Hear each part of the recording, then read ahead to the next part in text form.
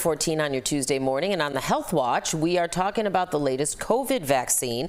Last month, the federal government ended a program that provided free COVID-19 shots, and that's bringing up lots of questions about how to get your shot safely and without a bill.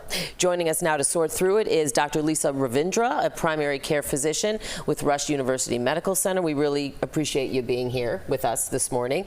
So first, please tell us, is there still a need for a COVID booster? Yeah, thanks, Tina. I know it's hard to get excited about another COVID vaccine. True. But we are definitely recommending it. It is so important to prevent severe illness from COVID-19, hospitalizations, death from COVID, and even long COVID has been shown to decrease with the COVID vaccine. So we're definitely still recommending, especially for people that are over age 65 or might be at high risk for severe illness. So real quick follow-up to that. So let's say someone's like, well, I had the first 2 vaccines and I've had 3 boosters or whatever since then. I mean, shouldn't that be enough? Yeah, it sounds like that would be plenty, but it's not. We know that the virus is evolving over time, and our immunity from the past vaccines and from illnesses goes down pretty quickly. So we need to stay up to date. The one that's available now that came out just a few weeks ago is tailored to the variant that will be most prevalent this winter and fall. So important to get the newest one. The old ones are out of date now, so staying up to date is important. Okay, now what are the changes people need to know about when it comes to getting your COVID shot? You know, how should people go about getting it? What's the timeline? What if you just had COVID a couple months ago?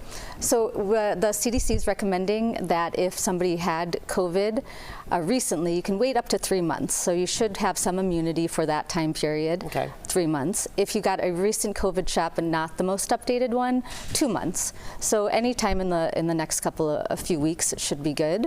What we're recommending is that patients contact their insurance, ask about coverage, because we know that universal coverage has ended. So ask about coverage just to be aware, and find out if there's a preference of getting the vaccine at the doctor's office or a pharmacy. Now, what if they don't have insurance? Yeah, there's a lot of options for people that are underinsured or not insured. The Chicago Department of Health has a lot of options. A good website is healthcare.gov that will give options for where the vaccine can be found. And once again, the federal government is offering free home test kits this fall, which have come in really handy. I mean, seriously, over the past several years now.